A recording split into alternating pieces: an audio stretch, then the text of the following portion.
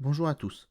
Aujourd'hui, je vous enregistre une petite vidéo pour vous montrer comment supprimer et empêcher la création des fichiers .dstore sur des partages réseau, SMB notamment ou AFP, ça marche aussi, en particulier sur des NAS Synology.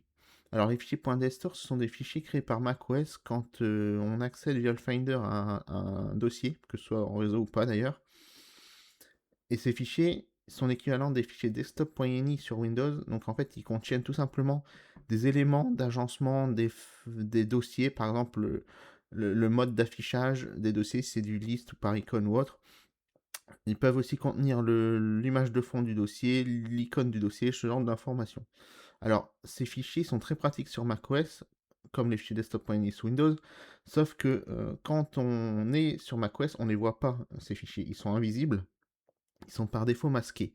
Et donc, en les créant sur des lecteurs réseau, quand on va sur un PC après, un PC Windows notamment, Windows lui les affiche. Donc c'est un peu gênant. Alors, on va d'abord voir comment on supprime ces fichiers depuis Windows via un terminal, donc en commande, mais c'est une commande assez simple à taper. Et ensuite, on va voir comment empêcher la création de ces fichiers sur les lecteurs réseau uniquement depuis un Mac. Alors, euh, je vais pas vous montrer ça sur plein de Mac différents, parce qu'en fait, il y a deux manières. La première, c'est de taper une commande sur chaque machine et il ne créera pas lecteur réseau. Nous, on va directement sur le NAS, sur les NAS, demander au NAS de refuser l'enregistrement de ces fichiers. Alors, la première chose à faire, c'est de regarder quels dossiers sont impactés. Donc moi, je veux supprimer les fichiers .dstore de ces dossiers-là sur le serveur Cartman, donc dans OS6, donc c'est la lettre Y, c'est important de le retenir, et OS6 sur New Cartman, qui est un autre serveur qui a la lettre Q.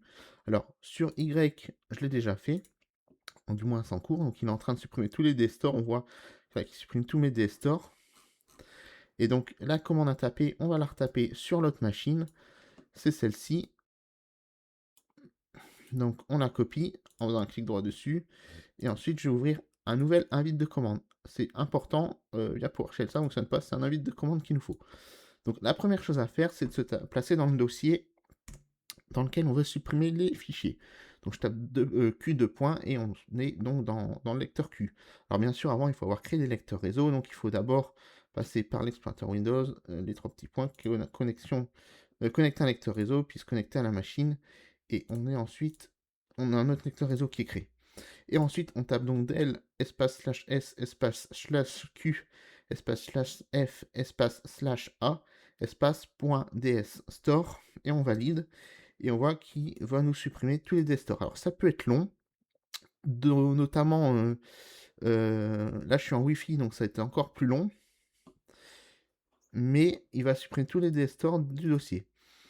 Alors ensuite, une fois qu'on a fait ça, il faut attendre que ce soit fini évidemment. La deuxième chose à faire, comme je vous le disais, c'est de empêcher la création de ces fichiers. Donc pour empêcher la création de ces fichiers, Apple sur son site, en anglais uniquement, a priori je n'ai pas regardé sur la version française, mais là je suis sur la version anglaise, on a une commande ici qui nous permet d'empêcher la création de ces fichiers donc sur les Network Store uniquement. Alors ça, si vous tapez ça sur votre Mac, parfait, il ne va plus créer de fichiers sur les lecteurs réseau, enfin sur les partages réseau. Donc vous pouvez faire ça, si ça vous va, si vous avez qu'un Mac ou voilà, si ça vous va. Vous tapez cette commande-là dans le terminal, vous validez, puis c'est fini. Après avoir nettoyé, vous aurez plus ces dstores. Par contre, nous, ce qu'on va faire, c'est qu'on va tout simplement lui dire à notre machine, à notre NAS, dans le panneau de configuration, service de fichiers SMB, paramètres avancés, autres, d'omettre des fichiers, on tape tout simplement /ds_store/ on coche rien d'autre, on fait sauvegarder et les fichiers ne pourront plus être créés sur le NAS. Je ne vais pas le faire tout de suite, la sauvegarde, tout simplement puisqu'il n'a pas terminé de supprimer. Donc c'est ici, il n'y a pas terminé de supprimer dans Y. Donc comme on voit, c'est bien la lettre Y ici. Il n'a pas fini de supprimer les fichiers, donc je vais le laisser faire et je ferai ça après. Mais normalement, une fois avoir fait ça, vous serez tranquille avec ces fichiers dstore.